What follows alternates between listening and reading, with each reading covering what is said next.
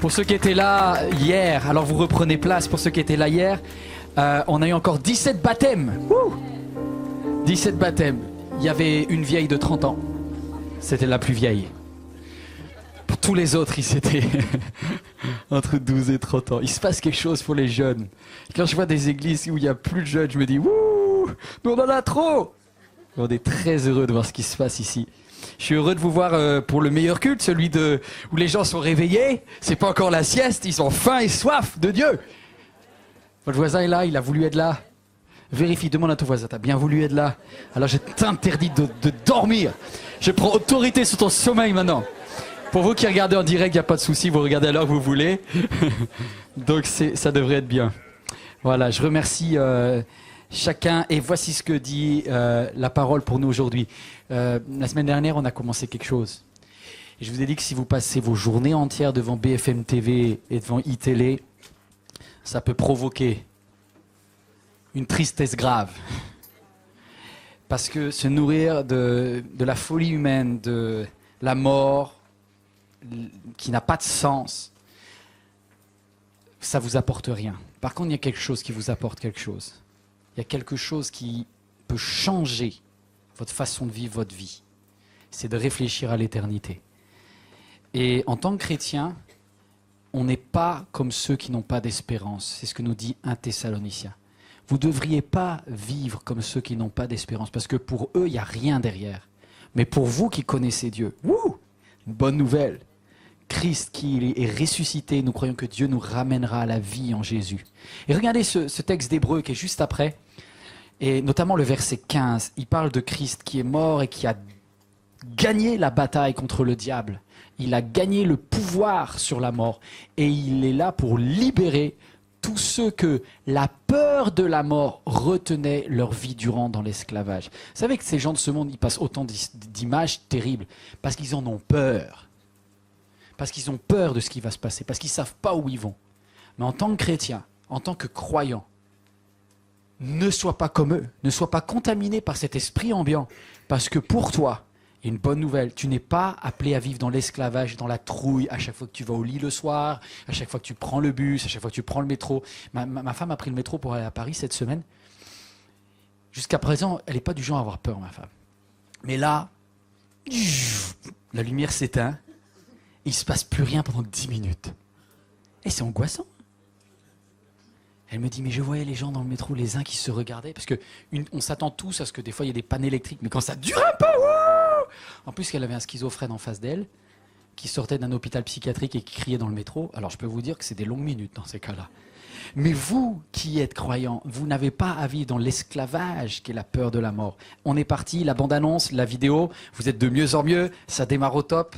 1, 2, 3, on envoie, c'est parti. L'image en plus, s'il vous plaît. Aujourd'hui, tu es sur la terre, mais bientôt tu seras face à Dieu.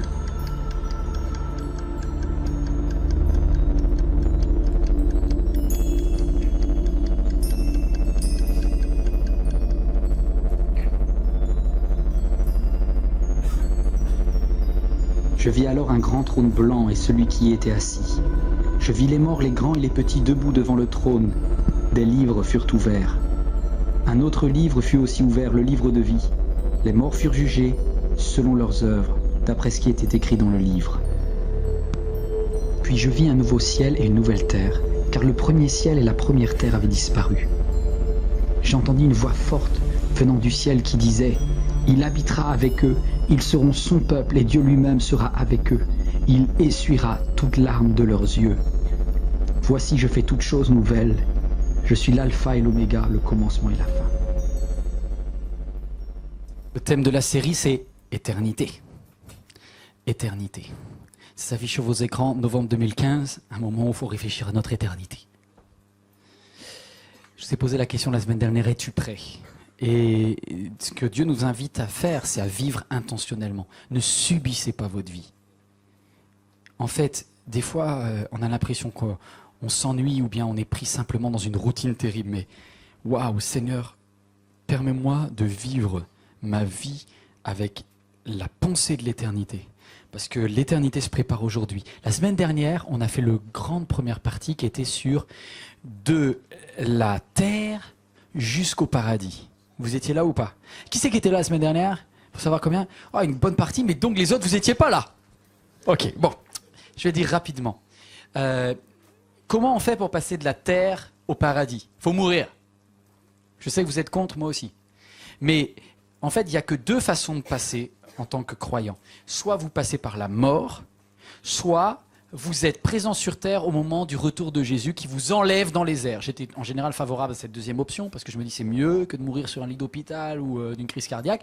Mais en fait, quand vous réalisez ce qui va se passer, il y aura une telle tribulation que vous allez devoir être enlevé. Donc conclusion, en fait, la vie avancera très très dure. Donc finalement, dans tous les cas, c'est un tunnel, un passage difficile. Voilà, il y a des passages difficiles. Demandez à un fœtus s'il a envie de sortir par les voies naturelles ou par la césarienne. Dans tous les cas, il a envie de rester dans son liquide amniotique dans lequel il est bien. Mais, il y a un moment, il faut passer si on veut avoir accès à une nouvelle vie derrière. Où on va? La semaine dernière, on a vu le passage qui est la mort. Et l'apôtre Paul dit qu'une fois il y est passé, il dit, je ne sais plus si c'était dans mon corps, hors de mon corps. Mais au-delà du 3e ciel, je me suis retrouvé dans le paradis. Tiens, en fait, quand vous quittez la terre pour aller vers le ciel c'est un mot générique, vous passez par un état intermédiaire qui s'appelle le paradis. Si vous êtes croyant, Dieu vous attend au paradis. C'est pour ça que le brigand sur la croix, Jésus lui a dit, aujourd'hui même, tu seras avec moi dans le paradis. Il n'a pas dit, tu seras avec moi dans le ciel. Mais il a dit dans le paradis. Le ciel, c'est un mot générique. Le paradis, c'est plus précis. Pourquoi? D'où ça vient? Et je termine sur la semaine dernière, parce que c'est un mot grec, paradiso, qui vient d'un concept qui, lui, vient de Mésopotamie. Et en Mésopotamie, vous savez, c'était l'Iran, l'Irak, en fait, c'est là où il y a le Tigre et l'Euphrate. Et c'était la partie la plus verdoyante, c'est les jardins luxuriants. Vous avez entendu parler des jardins suspendus de Babylone. C'est ça le paradis. Le paradis, c'est un lieu magnifique qu'il n'est pas possible de décrire où c'est beau. Je ne sais pas si vous êtes allé chez le médecin une fois et vous avez le magazine Géo, vous savez, où vous avez le Grand Canyon, et vous regardez ces cartes postales, vous dites waouh, ça va nous manquer quand on va mourir. Eh ben non, parce que ça, c'est exactement ce que Dieu fait et c'est encore plus beau en vrai. Et c'est pour ça que quand vous passez de l'autre côté du tunnel, vous avez la lumière et vous êtes sauvé, vous arrivez dans le paradis. Et vous êtes en attente dans une zone de stockage, je ne sais pas comment on le dire, mais c'est bien, voilà, c'est bien. Et apparemment, on y est tellement bien, c'est qu'on n'a pas envie de se faire rappeler, demander au prophète Samuel s'il a envie de partir de là. Il ne voulait pas partir. On attend quoi? On attend de passer devant le trône de Christ que l'on va voir aujourd'hui. Qu'est-ce qui se passe? Quand même, je voudrais le dire pour ceux qui ne connaissent pas Dieu, ils vont dans ce qu'on appelle le séjour des morts. C'est moins bien. C'est la zone d'attente lorsqu'on ne connaît pas Dieu. Aujourd'hui, deuxième partie, je ne sais pas si ça s'affiche, du paradis vers le ciel, et plus précisément vers les nouveaux cieux, nouvelle terre. Donc, qu'est-ce qui fait la distinction entre la première partie du voyage et la deuxième partie du voyage? C'est le jugement. Combien de jugements y a-t-il? 2 jugements. Écoutez bien, c'est vraiment important. Il y a 2 jugements. Quand vous lisez très attentivement l'Apocalypse, et même quand vous lisez Corinthiens, Thessaloniciens, vous voyez avec 2 jugements. Pourquoi 2 jugements? Grand A, le jugement de ceux qui sont sauvés. Et donc, il y a un jugement qu'on appelle le trône de Christ pour tous ceux qui auront accepté Jésus-Christ par la foi. Vous allez passer devant, grand A, le trône de Dieu, le trône de Christ, pardon, c'est lui qui va juger ceux qui sont rachetés. Et en grand B, tout à l'heure, on terminera avec le trône de Dieu, le grand trône blanc, que l'on voit tout à la fin, qui est là dans Apocalypse 20 et 21. Mais vous voyez, ça ne concerne pas les rachetés qui ont eu accès à Christ, parce que les rachetés qui ont eu accès à Christ, eux, vous savez ce qu'ils vont faire? Ils vont passer devant le trône de Christ, et puis après, c'est le repas des noces. Pendant que les autres, c'est pas la noce sur la terre.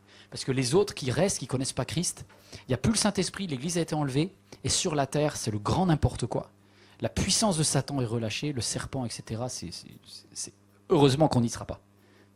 Et il y aura une attaque, Israël, enfin tous ceux qui connaissent, qui ont fait des études là sur Armageddon. Mais ça ne nous concerne pas, on ne sera pas là.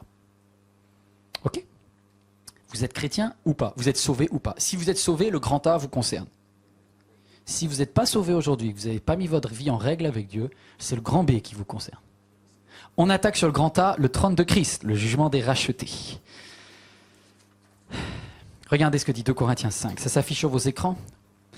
En effet, il nous faudra tous comparaître devant le tribunal de Christ. C'est qui tous? C'est l'apôtre Paul, croyant, chrétien. Il envoie une lettre à qui? Aux Corinthiens, les chrétiens de l'église de Corinthe. Et il leur dit, chers amis qui êtes à l'église aujourd'hui, voici ce qui va se passer. Vous allez tous, moi et vous, devoir un jour comparaître devant le tribunal de Christ. Et là, regardez, afin que chacun reçoive le salaire de ce qu'il aura fait, bien ou mal, alors qu'il était dans son corps. Attendez, j'ai un doute, là, je pose une question. Mais ça veut dire que ce que l'on a fait va conditionner le fait qu'on soit accepté ou pas. Alors, regardez les deux images qui viennent. Le salut, le ticket d'entrée. Tes œuvres ne comptent pas. Est-ce que vous comprenez l'idée?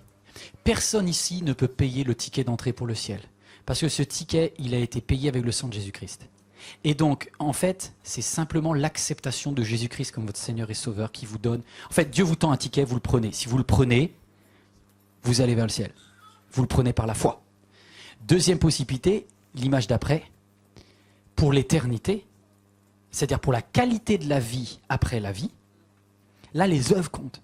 C'est pour ça qu'il est parlé de couronne et de récompense. Et c'est pour ça qu'il y a un salaire.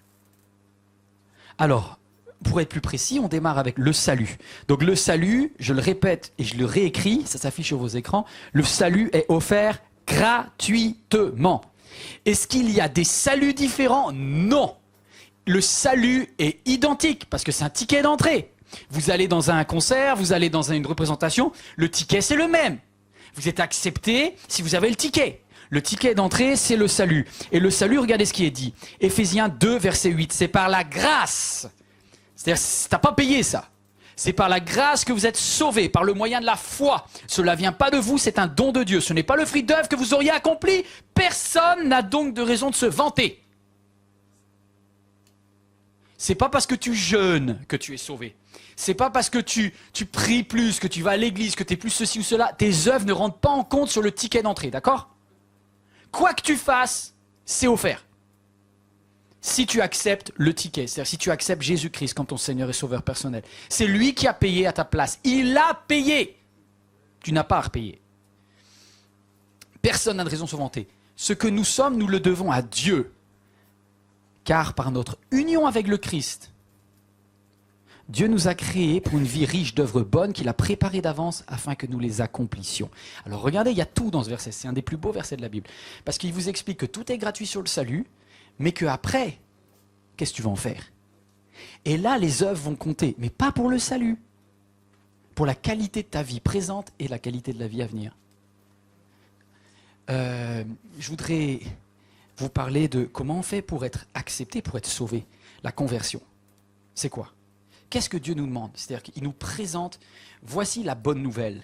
Car Dieu a tant aimé le monde qu'il a donné son Fils unique. Vous le savez ça? Vous l'avez vu? Bon, vous avez vu le ticket alors. C'est dans Jean 3,16. Après, tu peux prendre ou tu peux ne pas prendre. Mais si tu prends, si tu acceptes Christ dans ton cœur, c'est ça la conversion. C'est-à-dire, Seigneur, à partir du moment où je sais, ça va changer quelque chose. Et ça va changer quelque chose puisque du coup, officiellement, ça s'appelle le plouf, le baptême, celui qui croira et qui sera immergé, c'est-à-dire qui publiquement l'assumera, sera sauvé. Donc quand tu passes, tu dis Seigneur, un dimanche matin je suis touché, je lève ma main. Il est 15h, il est 17h, il est 13h, je ne sais pas à quelle heure tu es sauvé, d'accord? Mais le jour où tu dis Seigneur, je te reconnais comme mon sauveur, change ma vie, prends le leadership. Je te donne les clés là de mon appart intérieur. C'est toi qui diriges maintenant. Le Saint-Esprit vient en toi. Il y a une fusion entre ton esprit et l'Esprit de Dieu. Et ça se voit pas. À l'extérieur, ça se voit pas. Des fois, il y a un peu de maquillage qui coule, mais c'est pas sûr. Il y en a, ça se voit pas. Si tu es un dealer, proxénète, machin, oui, ça va se voir. Tout le monde va se dire oh, lui, il a carrément changé de vie. Mais si tu es une petite fille chrétienne, comme on a entendu hier, qui était géniale, qui a 12 ans, elle n'a pas eu le temps d'avoir mené une vie de débauche pour se convertir. Mais dans son cœur, elle a Jésus, déjà. Alors, des fois ça fait du bruit, des fois ça fait pas de bruit, mais ça c'est pas ce qui compte. Intérieurement, il y a un changement de direction. Cette jeune fille de 12 ans nous dit, aujourd'hui, je choisis que celui qui dirigera ma vie, ce sera l'Esprit de Dieu. Donc, je donne à Dieu la première place. Est-ce que je vais commettre des péchés? Parfois oui. Mais à tout moment, je laisserai le Saint-Esprit me reprendre et je lutterai contre ce qui veut m'éloigner de Dieu. Parce que je suis uni à Christ. Je suis une nouvelle créature. Les choses anciennes sont passées. Est-ce que je suis toujours tenté? Oui, je suis tenté. Mais les choses anciennes sont passées. La mort n'a plus de pouvoir sur ma vie. J'appartiens à Jésus. Le péché n'est pas plus fort que l'esprit qui est à l'intérieur de moi. D'accord? Hey, vous êtes sauvés. Si vous êtes d'accord avec ça, vous êtes sauvés. Et ça, c'est magnifique.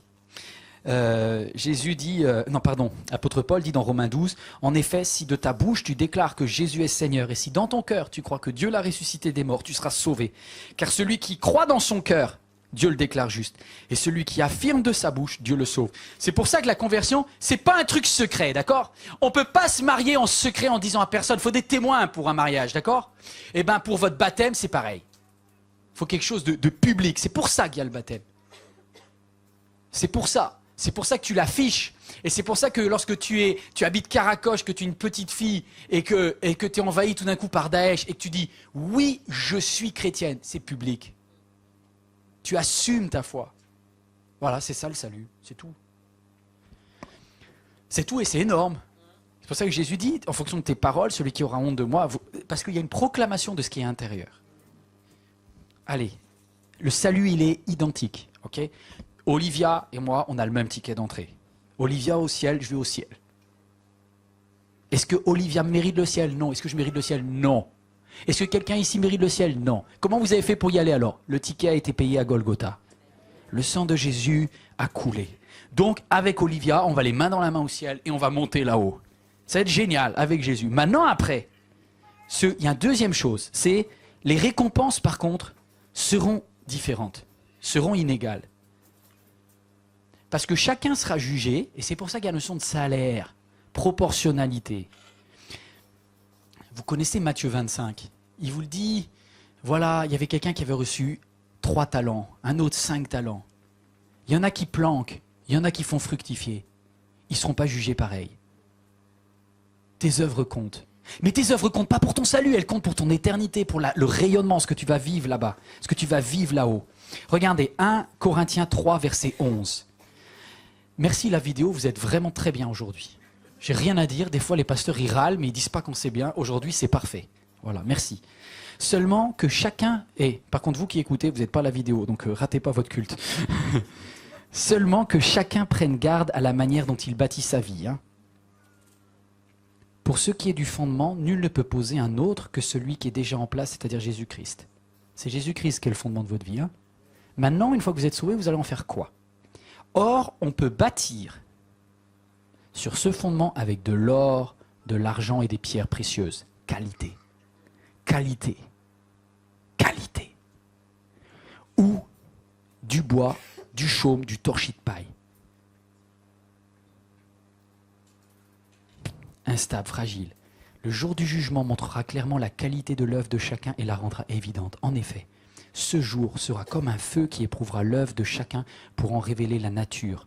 Si la construction édifiée sur le fondement résiste à l'épreuve, son auteur recevra son salaire, sa récompense.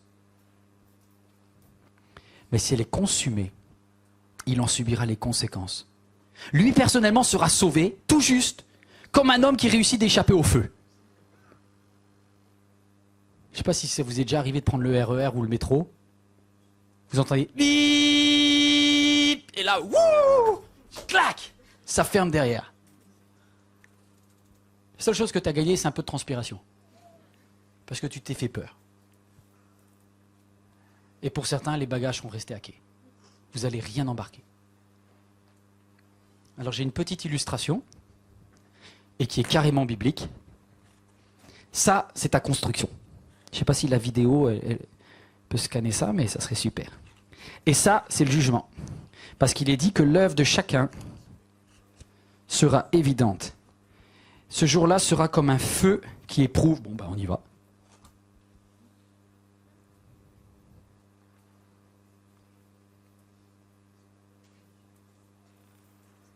Alors lui, par exemple, il a plutôt construit... Je ne sais pas si vous voyez, mais si, vous voyez. Ne vous inquiétez pas. Le jour du jugement, ça sera plus dangereux. Bon, je ne sais pas qui c'était, mais c'est quelqu'un qui a bâti plutôt en papier carton.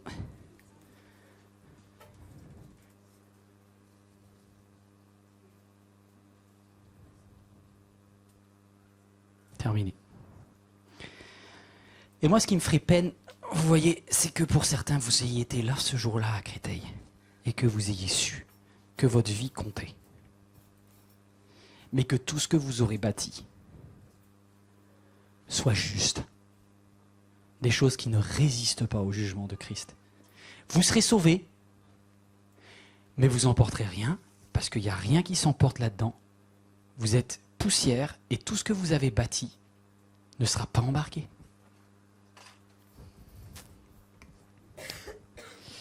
Lui, personnellement, sera sauvé, mais tout juste comme un homme qui réussit à échapper au feu. Alors, je vous pose une question. Comment on bâtit de façon précieuse? Quels sont les textes où Christ nous dit comment avoir une vie qui a du sens? Enfin, quels sont ceux qui comptent pour Dieu? Quelles sont les choses qui comptent pour Dieu? Est-ce que c'est si j'ai... Vous voyez, on a plein de préjugés parce que réussir sa vie aujourd'hui, c'est avoir un bon job. C'est avoir une femme ou un mari charmant, c'est réussir sa vie, c'est fonder un foyer équilibré, des enfants qui se disent bonjour le matin. Une vie, c'est de pouvoir se payer de temps en temps un petit voyage aux Baléares. Sauf que tout ça, pour Dieu, c'est pas les critères. Donc c'est pour ça que certains qui pensent que leur vie c'est une réussite, ben non en fait. Tu seras jugé sur quoi? Eh ben regardez, un exemple. Sur votre fidélité malgré les injustices que vous aurez subies. Je vous donne un exemple dans Luc 6. Vous savez, vous avez lu les béatitudes. Heureux ceux qui... C'est que des gens qui ont la poisse. C'est que des gens qui ont la poisse. Heureux les pauvres. Heureux... C'est quoi les autres? C'est que des gens qui ont la poisse. Heureux les pauvres, heureux les affligés, heureux quand vous serez persécutés. Alors, d'ailleurs, on y va là. Heureux serez-vous quand les hommes vous haïront, vous rejetteront, vous insulteront, vous chasseront, en vous accusant de toutes sortes de maux à cause du Fils de l'homme. Quand cela vous arrivera, réjouissez-vous, sautez de joie, car une magnifique récompense vous attend dans le ciel. Ah là, mais... Donc en gros, quand tu es à Karakoche, que tu as tout perdu, quand tu viens de te faire complètement déporté, que tu es dans un camp en Turquie, parce que tu es chrétienne, que tu n'as plus rien, que toute ta vie est ratée, ton mari a été tué, tes enfants sont juste dans la misère, tu n'as plus rien. La Bible dit, il y a quelque chose au ciel pour toi. Parce que ton attitude de cœur, lorsque tu as proclamé, oui, je suis chrétienne, et que tu as assumé, vous savez, moi je me dis, mais c'est... Est-ce que nos vies, voyons, on dit, peut-être si j'étais leader de louange, peut-être si j'étais pasteur, voilà, ma vie aurait peut-être du sens. Attendez, je voudrais juste vous dire quelque chose. Qu'est-ce que la Bible dit? Est-ce que, là, par exemple, pour ce que je fais aujourd'hui, parce que certains vous disent, il a le bon job, ce gars-là, il est pasteur, il est payé pour faire quelque chose de bien. C'est bien comme job, c'est pour ça que je l'ai choisi. Mais, en fait, vous voyez, c'est pas ma prédication qui va m'apporter une récompense. Parce que là, je suis payé pour et j'ai même la reconnaissance. La vérité, c'est qu'il y a toujours quelqu'un de gentil dans la salle, même quand c'est mauvais, qui vient me voir et qui me dit « Yvan, c'était bien aujourd'hui ». Et même quand le leader louange chante faux, il y a quelqu'un qui dit « On a senti l'onction ».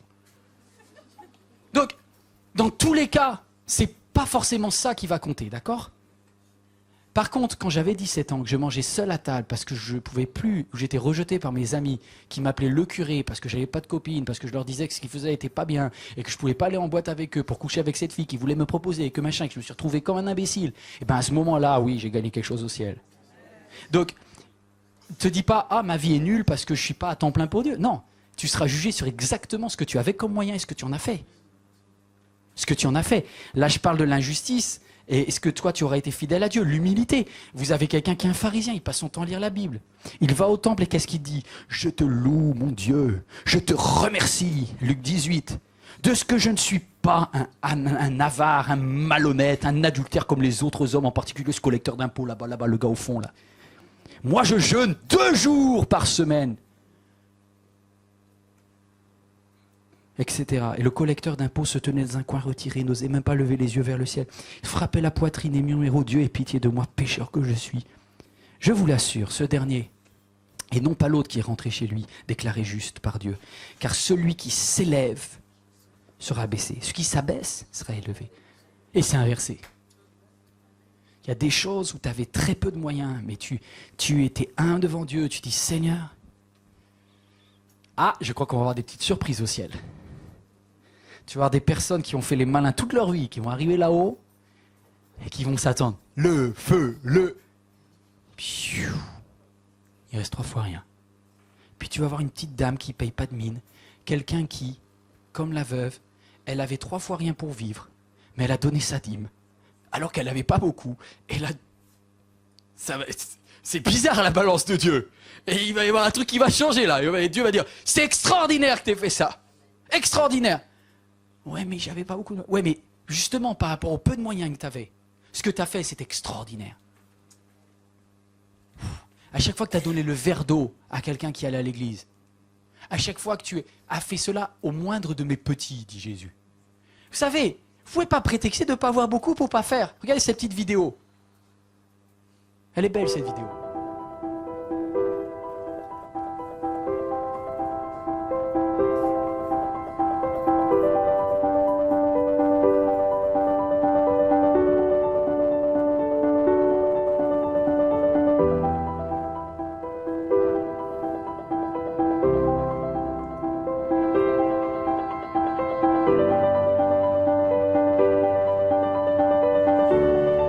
Покажите, пожалуйста, бусы из бирюзы. Это для моей сестры.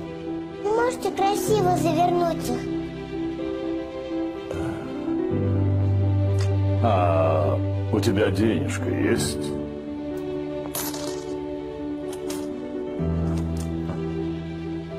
Вот этого хватит?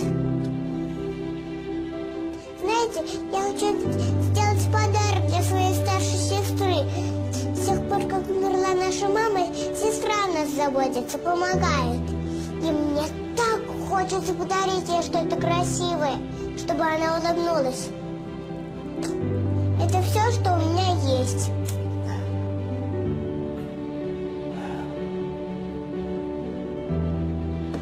Держи. Только неси аккуратнее.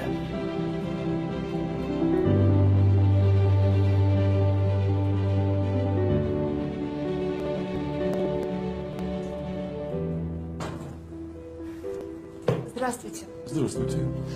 Эти бусы были здесь куплены? Сколько они стоили? Ну, любое изделие в моем магазине – это договор между мной и клиентом. Ну, у моей сестры было только несколько монет. Это же бусы из настоящей бирюзы. Это нам не по карману. Она заплатила самую высокую цену. Больше, чем мог заплатить любой взрослый. Она отдала все, что имела.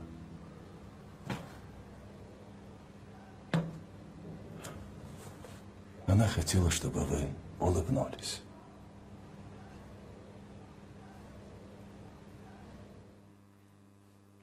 Elle a payé le prix fort, elle a donné tout ce qu'elle avait. Ah ouais, il y aura des surprises au ciel. Qu'est-ce que tu as fait de tes moyens? De tes moyens. On n'a pas tous les mêmes moyens. Vous avez tous par contre 24 heures par jour. Vous n'avez pas tous les mêmes études. Mais vous avez tous un cerveau. Vous avez tous un cœur. Et vous avez quand même plus que d'autres dans le monde. Donc faites-en quelque chose qui en vaut la peine. Parce que votre mentalité et votre façon de faire. Il y a des pauvres qui sont très avares et il y en a d'autres qui sont généreux. Il y a des riches qui sont très avares et il y en a d'autres qui sont généreux. Il y a des parents qui donnent beaucoup d'amour à leurs enfants et il y en a d'autres qui ne donnent pas grand-chose. Il y a des mères célibataires qui vont se lever à 3 heures du matin pour aller essayer de donner un doliprane à la petite fille qui pleure, etc. Qui va prier avec elle. Et Dieu te voit quand tu fais ça. Et vous savez, il y a des valeurs qui sont différentes au ciel. Tu seras évalué sur les pensées secrètes de ton cœur et sur ce que tu auras fait concrètement. Vous savez, des fois on parle, on va à l'église et qu'est-ce qu'on fait? Oh, Moi, je remercie honnêtement tous ceux qui galèrent le dimanche avec les enfants, qui passent des fois 5 cultes avec des bambins. Ils étaient encore 40 au culte. Et ils sont là. Et je remercie les jeunes, les jeunes filles, les jeunes gars, et puis les moins jeunes qui viennent. Ils n'ont pas eu de reconnaissance. On leur a pas mis une médaille. On ne va pas leur donner un diplôme de sanctification et de gloire céleste. Mais vous savez, à chaque fois que tu auras fait ça, au moins des petits, hier, tous les bénévoles qui étaient à la bienfaisance, je ne sais pas si vous êtes là ce matin, mais si vous avez fait partie de ça, vous avez mis des kilos au ciel. Vous ne l'avez pas fait pour ça, mais vous l'avez reçu, vous ne le savez même pas. Et c'est ce que dit Jésus, à chaque fois que vous faites quelque chose. Oh! Pour ça que le service de Dieu, il n'y a rien de plus beau. Mais le service de Dieu, c'est servir tes frères et sœurs. C'est par là que ça commence. Regardez, je termine sur ce point après. Luc 19, 12. Il dit donc, un homme de haute naissance partait pour un pays lointain pour se faire désigner roi et revenir ensuite. Du genre quelqu'un qui ressemble à Jésus, quoi. Jésus. Il appela 10 de ses serviteurs et leur remit 10 pièces d'or. Une pièce chacun, d'accord? Vous êtes combien aujourd'hui? Dieu vous donne tous quelque chose. Faites fructifier jusqu'à ce que je revienne. Lorsqu'il fut de retour, après avoir été désigné roi, il fit venir les serviteurs auxquels il avait donné de l'argent, afin de savoir quel bénéfice chacun avait fait. Le premier se présenta et lui dit, « Seigneur, ta pièce d'or ?» Elle en a rapporté 10. Il lui dit, « C'est bien, bon et fidèle serviteur. Parce que tu as été fidèle dans une petite chose, reçois le gouvernement de 10 villes. »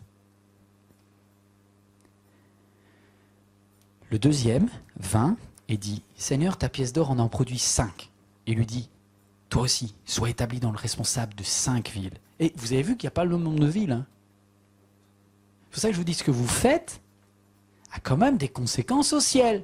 Dans tous les cas, ils seront gouverneurs, d'accord? Dans tous les cas, il y aura un rayonnement. Mais en fonction de comment tu auras développé, tu auras passé de ton cœur à l'action sur la terre, tu auras ou pas des responsabilités. Parce que Dieu dit, si tu n'es pas capable d'être fidèle dans les petites choses sur la terre, je n'en confierai pas des plus grandes au ciel.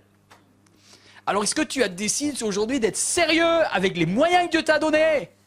Il y a un moment où c'est pas la tchatch que tu arrives au ciel. Tes œuvres parlent pour toi, plus fort que toi. Et tes œuvres qui viennent de ton cœur, pas de là où tu mets plein la vue à tout le monde. Et c'est extraordinaire ça, parce que... Et il y en a un, vous savez, je lis pas là, mais il y en a un, il l'a planqué dans un linge. Il a dit, non, le maître, il est nul, il m'a donné qu'une pièce, ça vaut rien et tout. Il te dit, là, c'est un méchant serviteur. Et là, il ne rentre pas dans la joie de son maître.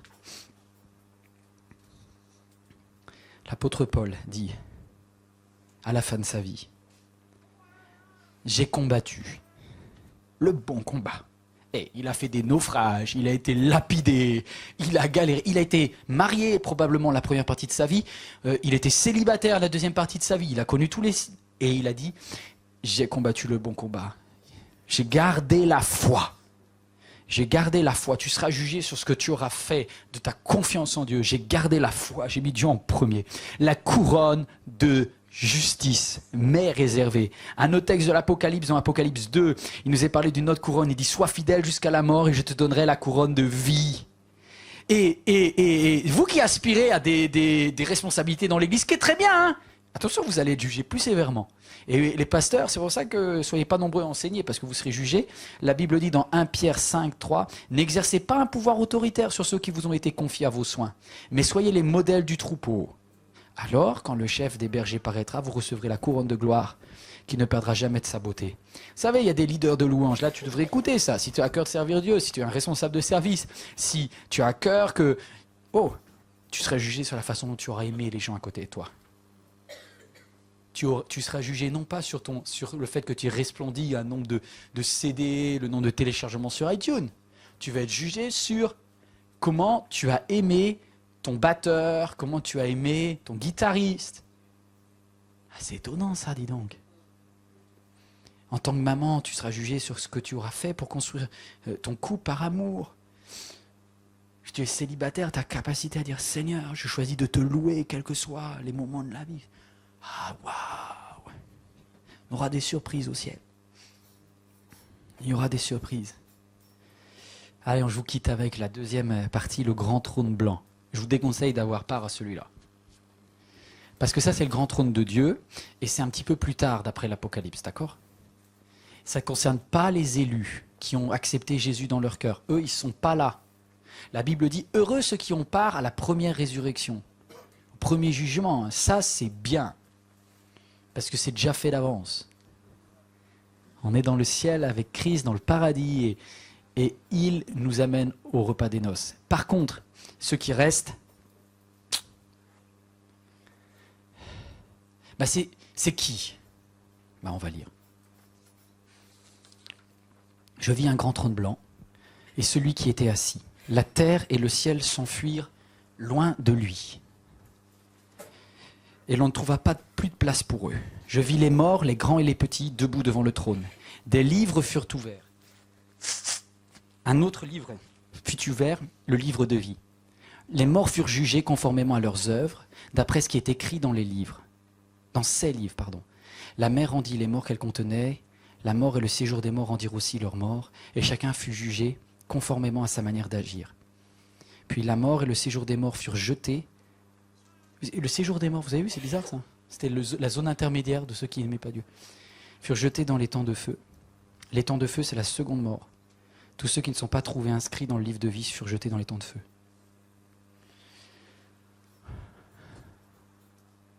Alors, comment seront jugés ceux qui n'ont pas accepté Christ ? Vous allez... Enfin, pas vous, j'espère, mais peut-être des personnes, c'est triste, hein, mais des personnes, on peut pas, j'aimerais qu'on puisse sauver notre famille tout le temps. On ne peut pas sauver notre famille tout le temps. On peut prier, on peut leur proposer. Je crois que Dieu exauce des prières, il y a des comebacks qui sont grâce aux prières, mais il n'y a pas de favoritisme. Et je dirais même qu'il y a des chrétiens qui vont arriver là. Chrétiens ? Mais non, des chrétiens de nom. Des gens qui ont dit « Seigneur, Seigneur !» Matthieu 7, 22. « Nous avons prophétisé en ton nom. Nous avons chassé des démons en ton nom. Nous avons fait beaucoup de miracles en ton nom. » Je le déclarerai alors, je ne vous ai jamais connu. Allez-vous-en, vous qui pratiquez le mal. Et c'est dans le sens de pratiquer volontairement. C'est-à-dire qu'il y a des... Là, c'est tous ceux qui n'ont pas eu accès à Christ, mais aussi tous ceux qui, ayant eu accès à Christ, dans Hébreux 10, ont méprisé la grâce. Comment c'est possible ? C'est-à-dire qu'ils ont eu accès un jour, ils avaient accès à Dieu. C'est quoi le péché ? Qu'est-ce qui se passe pour qu'ils aient perdu un si beau salut ? Eh bien, c'est parce que délibérément, ils ont vu un péché dans leur vie. Le Saint-Esprit l'a signalé. Le Saint-Esprit, il convainc de péché, de justice et de jugement. On ne peut pas perdre son salut par inadvertance. C'est le Saint-Esprit est là et en toi, il a dit attention, il y a une intrusion. Notre temple du Saint-Esprit est victime d'une intrusion. Le péché est en train de nous saborder. Veuille prendre une résolution dans ton cœur. Veux-tu collaborer avec moi pour mettre ce péché dehors ? Je ne dis pas que ça va se régler en un jour, hein. Il y a des addictions, c'est long. Mais veux-tu collaborer avec l'Esprit de Dieu pour gagner ce combat ? Oui ou non ? Au bout d'un moment, si tu dis non, ce péché, je l'assume, ça c'est moi, ça. Le Saint-Esprit, c'est un gentleman, c'est une colombe. Mettez une colombe à côté d'un loup. La colombe, elle dit, hey, si j'ai pas les moyens de faire le ménage ici, ciao. Donc, tu perds ton salut lorsque, après avoir été capable de prophétiser, c'est fou parce que il y a peut-être des gens tu auras peut-être donné une parole de sagesse. Il y a des gens qui auraient été des grands, je sais pas moi, prédicateurs de ceci. Ils ont eu un moment où ils sont tombés en adultère. Le Saint-Esprit leur a dit, arrête ça. Et à un moment, il dit, non, cette femme, elle est plus importante que ma relation avec Dieu. À ce moment, le Saint-Esprit dit, ok, t'es sûr, tu valides ça. Parce que si tu valides ça, c'est ton choix. Et je te laisse les clés. Et cette femme devient ton trône. Vous voyez ce que c'est ça ? Et bien là, c'est là qu'il y aura des pleurs et des grincements dedans. Parce qu'on dira, c'est pas possible d'avoir été si près et d'avoir gâché. Ouh, je veux pas que vous viviez ça. Écoutez, moi j'ai fait mon travail aujourd'hui, hein.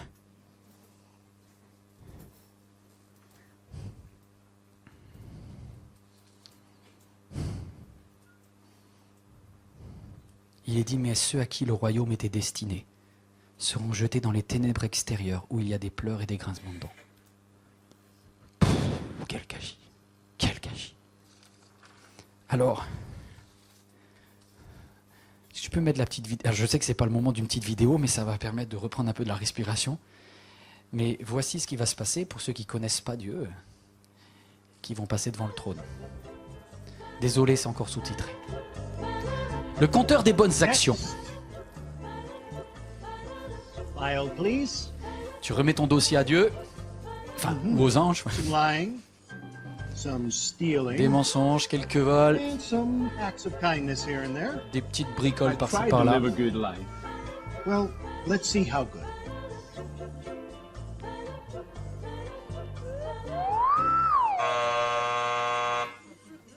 This way.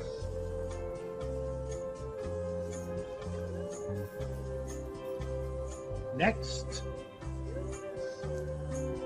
File, please. Okay, I admit it. I did a lot of bad things. Yes, I see. But I've done good things too, you know, to offset the bad things. Like one time I cheated on a test, but then I cleaned up trash in the park. Mm-hmm. That should balance out, right? Let's find out. Ça vous fait penser à quelqu'un de vos collègues là peut-être? Je fais du mal, mais j'ai fait aussi du bien. This way. That should have balanced out, right? It should have balanced out. Next. File, please. Impressive. Oh yeah, I devoted my entire life to make this world a better place. I dug wells in Africa, I donated blood every month, and I ran an orphanage in India. I mean, I just wish I could have done more. Mm-hmm. And is this your subscription? I only read the articles.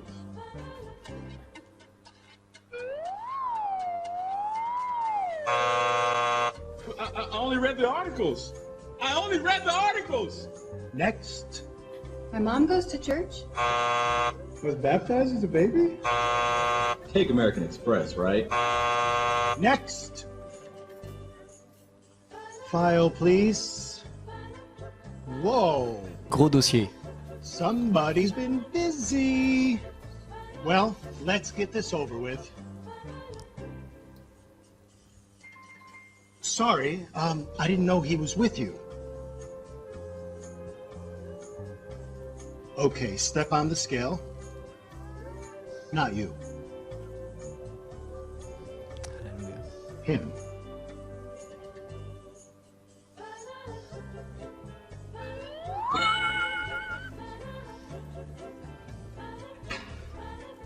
Hey, wait a minute. That is totally not fair. That's why it's called grace. Waouh. Merci. Fait réfléchir quand même. Vous voyez, qu'est-ce qui va se passer pour ceux qui n'auront pas forcément entendu parler de Jésus? Non mais vous êtes déjà posé la question, qu'est-ce qui va se passer par exemple pour les Indiens d'Amérique? Qu'est-ce qui va se passer pour les peuples non atteints qui n'ont jamais eu accès à l'évangile? Il est dit que Christ sera présent au tribunal avec Dieu. Et dans Romains 12, il y a un texte qui est un des rares textes qui nous en parle, et il est très important. Tous ceux qui ont péché sous la loi périront aussi, tous ceux qui ont péché sans la loi, donc sans avoir accès à la première partie de la Bible, périront aussi sans la loi. Et ceux qui ont péché sous la loi seront aussi jugés au moyen de la loi. En effet, ce ne sont pas ceux qui écoutent la loi qui sont justes devant Dieu, mais ceux qui la mettent en pratique qui sont déclarés justes.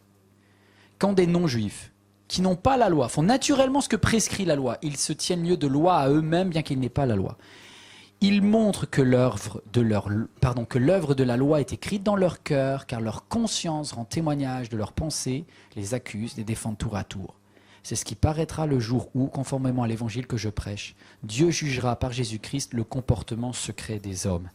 Il va y avoir un tribunal de Dieu, auquel Christ sera présent, et il y aura certaines personnes qui seront sauvées.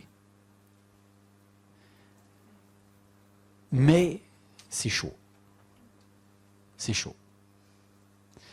Je crois que Dieu est juste et que du coup, chacun sera jugé en fonction. Vous savez, même, je suis étonné des fois, même des personnes qui n'ont pas eu accès à l'évangile ont des pensées, des flashs où le Saint-Esprit, le Saint-Esprit n'est pas en eux, mais ils ont la possibilité. Dieu nous a donné une conscience quand même, vous voyez, qui nous accuse ou nous défend.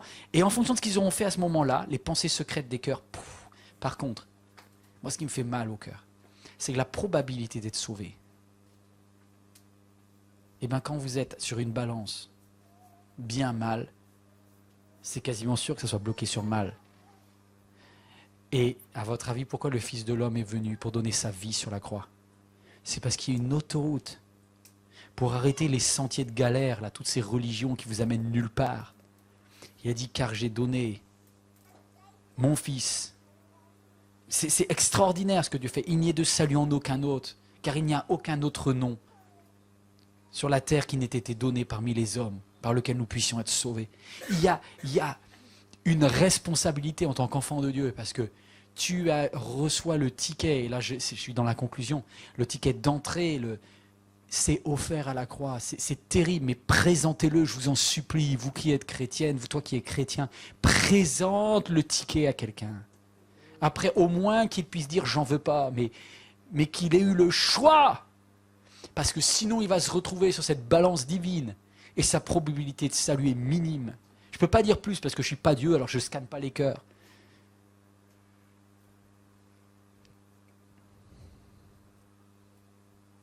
On va fermer les yeux. Pour les autres, je ne sais pas, mais pour toi, ça se règle aujourd'hui. Vous qui êtes devant peut-être votre tablette, votre écran d'ordinateur, également, fermez les yeux. On va juste prendre un temps pour se poser. Voilà, dans notre vie, on court. Là, c'est l'éternité qui se joue.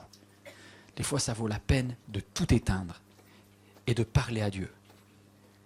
Aujourd'hui, si tu entends sa voix, n'endurcis pas ton cœur.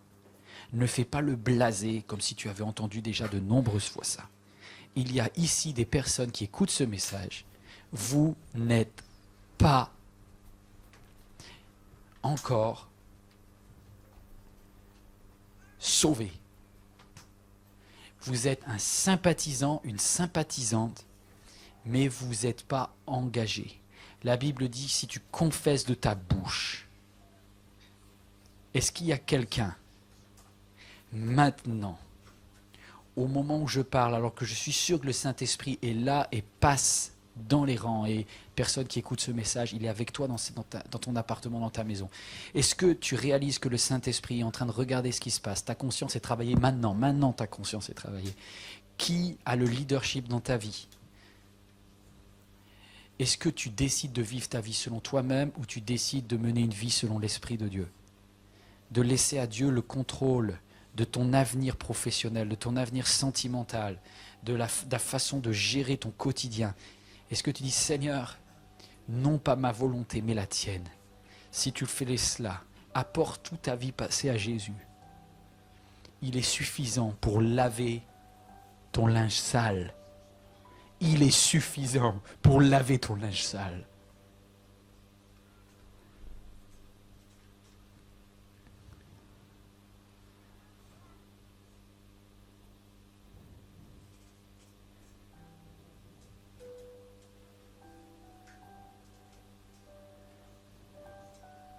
Est-ce que tu veux mettre Jésus-Christ en premier dans ta vie? Alors à ta place, là où tu es maintenant, de ta bouche, comme un engagement qui ressemble à un autre sur la terre, tu peux dire oui, je le veux. Oui, je le veux. Je renonce à mes œuvres anciennes. Oui, je le veux.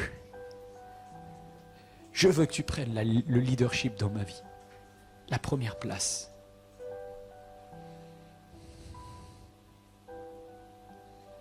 Oui, je veux m'engager avec lui. Oui, je veux faire ce qui est marqué dans le livre. Celui qui croira et qui s'engagera publiquement par le baptême. Parce que ton baptême va attester extérieurement de ta décision d'aujourd'hui, dernier dimanche de novembre. Alléluia. Et tu devrais rentrer chez toi et marquer cette date.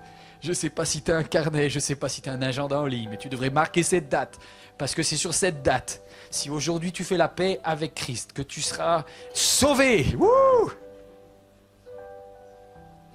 À quelqu'un qui, si tu veux donner ton cœur à Dieu, aujourd'hui, lève ta main, maintenant. Lève ta main, là où tu es. Les autres, on garde les yeux fermés. Lève ta main. Oh, il y a le salut dans la maison, mes amis. Alléluia. Wouh! Et ça va changer à partir d'aujourd'hui. Non mais tu es sérieux là? Tu es sérieuse? Tu mets Christ en premier? Alors il y a des priorités qui vont changer aujourd'hui. Et je suis très heureux. C'est un jour, c'est mieux que le jour où tu as été reçu à ton examen, là. Parce que c'est le passage vers le ciel.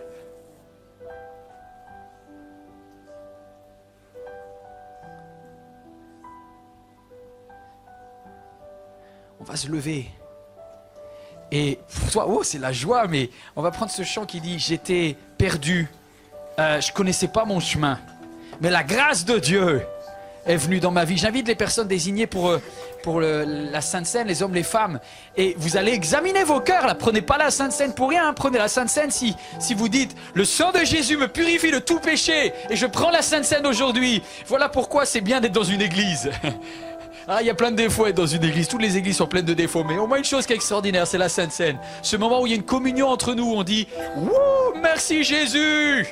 Pour l'œuvre de la croix, merci pour ton corps qui est brisé pour moi à Golgotha. Et le ticket d'entrée pour le ciel. Si tu es en règle avec Dieu, tu as donné ton cœur tout à l'heure à Dieu.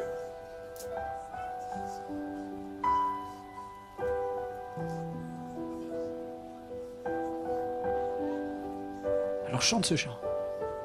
Grâce de Dieu.